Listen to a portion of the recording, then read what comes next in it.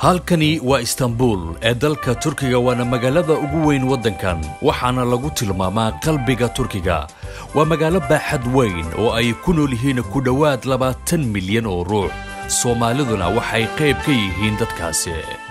saddexdii sano ugu dambeysay magaalada Istanbul waxa aad u soo galayay dad badan oo Soomaaliyeed kuwaas oo ka kala imaanayay adduunka dacaladiisa inta badan dadkaasi waxay isugu jiraan kuwa arday ahaan u yimaada qoysas iyo ganacsato waxaana jira dad u badan dhalinyaro oo ayagu markay yimaadaan u safra wadanka Greega haddaba ganacsiyada ay Soomaalida ay soo kordhisay ee shaqo abuurka u noqday dhalinyarada Soomaaliyeed ayaan barnaamijkan diiradda ku saaraya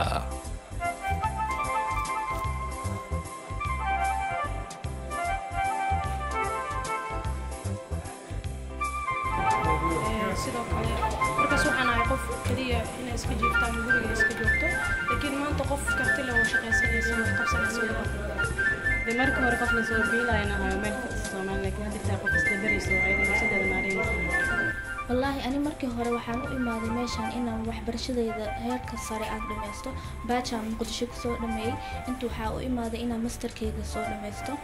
then وحا أركي فرصد إنا نوحكو شقيستو وحا إسلاي مركي إنا دلبو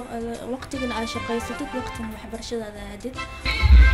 halkan waa goobka cusub Istanbul waana meel lagu qurxiyo dumarka waana tii ugu horeysay oo Soomaalidu ay leedahay oo dalkan laga hirgeliyo waxa aad u soo dhaweeyay dumarka Soomaaliyeed ee degan magaaladan sababtoo ah markii hore waxay dhib weyn ay ku qabeen goobaha ajnabiga oo ragga dumarka hagaajiya balse iminka albaabkaasi waa uu soo xirmay sida ay sharxayso milkiilaha goobtan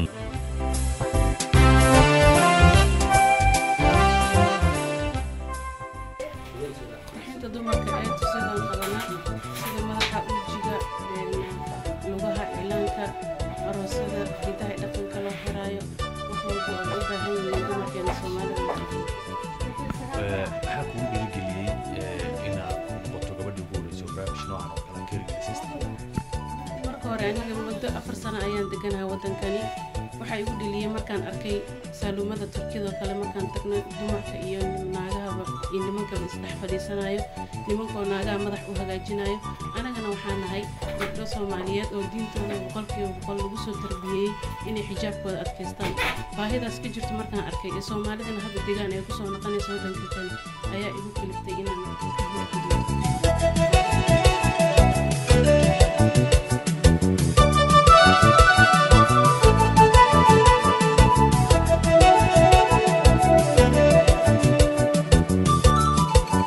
gabdho badan ayaa waxay u noqotay shaqo abuur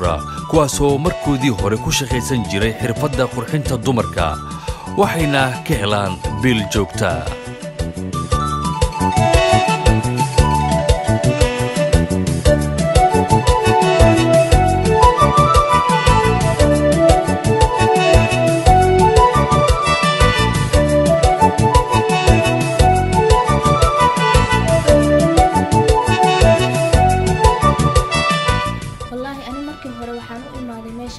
هيركا ساري آن دميستو باجا مقدشي كسو دمي انتو حاو إمادي إنا مستر كيغا سو دميستو then وحا أركي فرصد إنا نوحكو شقيستو وحا إسلاي مرك إنا دلبو وقتينا آي شقيستو وقتنا وحبرشدادا هادid والله إنا هذا التهريب iyo qof wax la walaga fiicayha gabdhaha oo inoo imaad xitaa oo tahriib u socdaan waxaan kula taliyaa inay tahriibkiis ka dhaafaan oo wadankan wadan amaanay joogaan hadda oo nabadgelyo leh inay meeshooda ganacsi iska abuurtaan goobtan oo lagu magacaabo Amish Beauty Salon waxa xariga ka jaray gudoomiyaha jaaliyadda Soomaaliyeed ee wadankan Turkiga Mudane Sheekh Maxamed markii ay shaqo bilowdayna waxa aad u soo dhaweeyay hooyooyin iyo gabdho lagu qurxiyay goobtan wallahi aad aan u arkaa sababta wadanka wax badan ayaan imaaday oo xanad ganacsataanka ahay mar walba imaan waxaan u tagay Afrikaanka marka mar walba ku hamin jiray inay ku Soomaaliya nolol farmaantii laf aan furaadan ugu farxanay saadarteed marka waxa weeye qof walba arban u sheega ilaa waxaan ku bariyaa inay sii weynaato oo meelaha waxyaalo badan oo Soomaalida ay leedahay in laga helo wadanka sababtoo waddanka ilaa 10 sano ay imaanay ganacsiga aad ganacsigooda كورا نلاش ودن كان يسومالي كنور والله أوكي بقول أنا في أول ودن كان لغات وأنا جاء mustaqbalka inaan degaan jecel kasoo guuro Finland ilaa todobankii gabadh ka noqonayo wallahi Almis Beauty Salon aad aan ugu farxay marka magaalada imid waa meel Soomaalida oo marka ugu horeysay loo furo quruxdeeda iyo nidaamkeeda iyo shaqada ugu adeegaysa aad aan uga helay dadka soo booqanaya halkan imaanayo waxay u badan yihiin ma soo badan yihiin dad caadi isku xinayo oo maalmaha farxadda u dabaaldegayo miyay ka mid yihiin mise waa dad iska caadi dad oo farxadda baartis dhiganayo dad rabaan inay xaflada dhigtaan caruusyada iyo waxaasoo dhan cilaanka waxaas dhan lagu qurxiyaa wallahi Almis Beauty Salon waa meel wanaagsan أنا وأنا مع ذا كسته إنت هدان وحكي مثلاً socialize بين مع ذا كسته سوق على هو مير ونعكس هو كسوبرتي community بدين تركيا أو الصومالية أيضاً غفر حسن هاي وحنا رجالي إننا نقطة successful ونوري وسيسو هاي ما لبضنا جيل مجال هذا أو دمر كلامه قريب حاكم اللي فيها كان ناقم هان قبل الصومالية أي نظيفين عيان ملاك كله مرك أجنبي تنسمين عيان وأوربني سو إن تركي أو كنسنا أو سومالي نوسميسو goobaha kale ee jiilka Soomaaliyeed ee ku dhaqan magaalada Istanbul ee dalkan Turkiga ee shaqo abuurka u noqday waxa kamid ah maqaayadan oo halkan uu ka hirgeliyay muwaadin Soomaaliyeed oo ka yimid dalka Norway waa meel inta badan ay ka cunteeyaan dadka Soomaaliyeed ee dalkani soo galaya waana goob ay ku kala warqaataan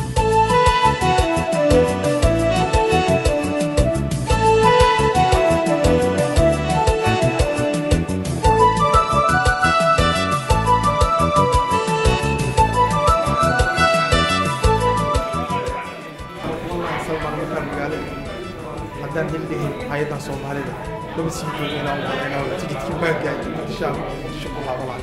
waxa igu sii hay inaan Istanbul sii joogo sii dagaal ku taagay maqaayadana la qabka dhiirigalisay in Soomaaliga aqaanay dad Soomaaliya aqaan meel iskugu imaan mujtamac iskugu imaadaan intaas markaa ka helay waxa dhiirigelin weyn ah Istanbul ilaa ay bil kale ku sii darsadaan iyo ganacsiga ku sii dhaqaaqay بسم الله الرحمن الرحيم من سلام يا سلمان iyo asxaabtiisa Universal Mustafa سلام يا Soomaalida kale waa iska taqaana meel walba tagaan waa maaragtay waxay ka bilaabaan ganacsi iyo dhaqaale fikrad cusub la imaadaan meel walba tagaan meeshaan wax badan kama duuno oo markay imaadeen dadkii ganacsiga sameeyaan hawlo kala duwan oo ganacsi ayay ka qabtaan inkastoo sidii la rabay aysan ahayn laakiin way si hagaagaysa qalqaabka ganacsi Soomaalida degan Istanbul maqaayadan ayaa ka mid ah hadda aan joogo wallahi niyo oo maleynayo laakiin waa maani kara meesha marka ay marto waxa soo xasuusinaysaa islaana inaan waddan joogto jaalan lahaa in ugu daydo Soomaalida inteeda iyo baaha joogto kuwa doonaya inay ganacsi ka sameeyaan inay Istanbul imaadaan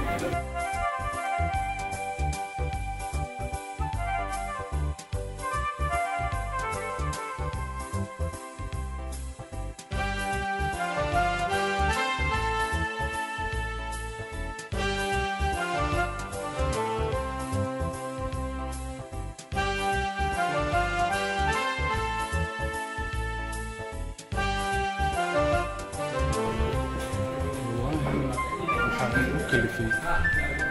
مركي هرب حكيم من نرويج وحان من هالكان حاجة استلم جو لبعض أسبوع وحان أركض بدن الصومالية ماشان كل متحمل كدبنا قبعهم انتوين سيدا أصبح يكون هاي وحاسلين يمين ما دام أفلاد يمين حتى يتجمع قائلة تركيا اسم أفكار يمين marka waan fahmay waxaan sidee kaadi loo garab adna meesha fursad iyo ka helaysan shaqo taasoo ay tigtina ka waran marka sidee u yimaada dadka Soomaaliyeed halkan ma aad mu barteen maqaayada ma yimaadaan oo si joogto ma yimaadaan dadka yimaada Soomaali ka yimid kaliya miya mise waxaa jira dadka waayada waddanka dalxiisa badan ay yimaadaan Soomaaliyeed oo adduunka ka yimid ayaga inta kala yimaadaan والله ميلو بالصومالي الصومالي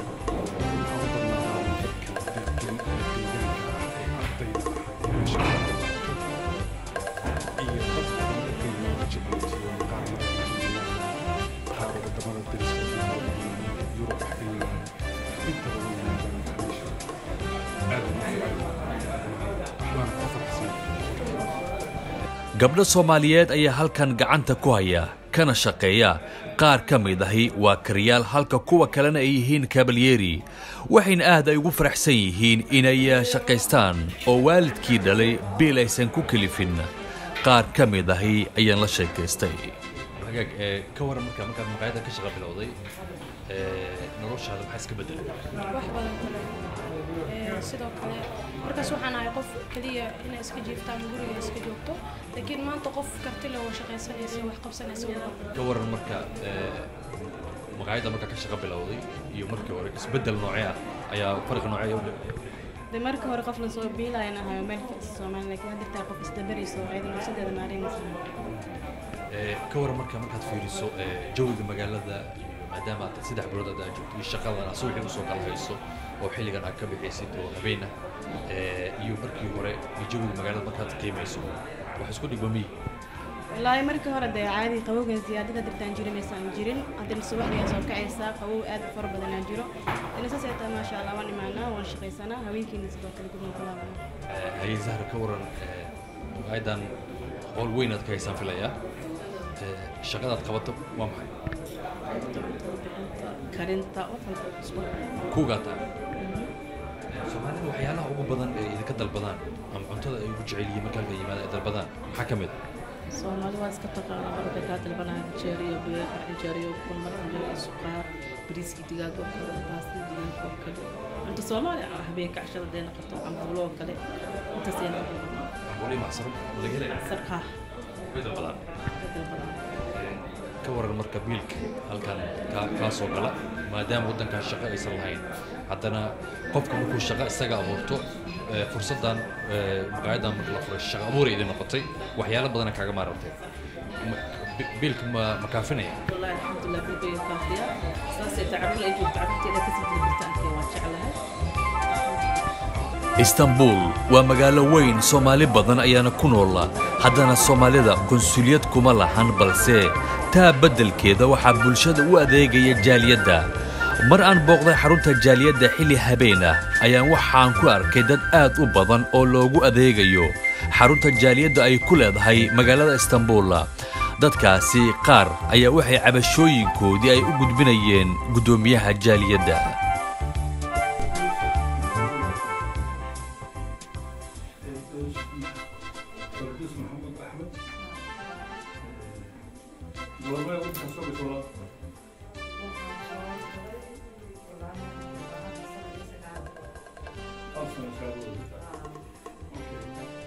sababta u timid waxa uu tahay qiimaha ganacsiga waxbarasho qiimaha caafimaad deegaan caafimaad kadib dhaqaano diwaan waaysan sugaayeen dhaqaanadii naga difaysiiyeen waxay u yidhaaheen dhaqaanadii dacwo ama dacwo furo ama baxo soo galbay u yidhaaheen ama waa ka doodi kartaa bay u yidhaaheen waraaqaysiiya saasaa ku qoran marka ballantii ciqaamada lagu siiyey macnaha diid baa kusoo baxday miya diid ma isoo baxday hase u sugaayo naga difaysiiyey wax sabab ah oo ku sababeen ma jirto lagu dilay ciqaamada sababay bay sheegin waxay dhahaan waad ka doodi kartaa waana oo maxkamad waad ka gudbi kartaa dalkiina waad tegi kartaa kusoo baxday magacaaga sadex Abdullahi Muhammad Adimo waayahay xagee ka imaatay waxaad ka imaatay muqdisho waa gartay sababaha waddankana u timiday ma ganacsiga ma waxbarasha ma caafimaada ma deegaanka sababta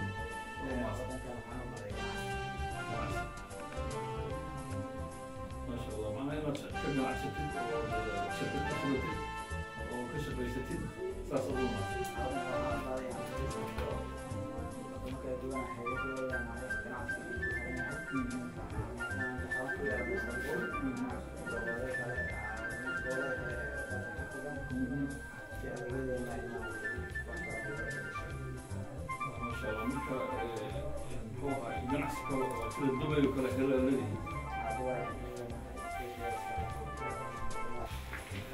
marka walaal jaaliyadaas marka waad dareemi kartaan aas-aaska dhibaato badan baa laga soo maray ilaa yani heerkan maanta ay soo gaartay oo sharcigeeda uu dhammaaday maasha allah uu soo dhamaystiray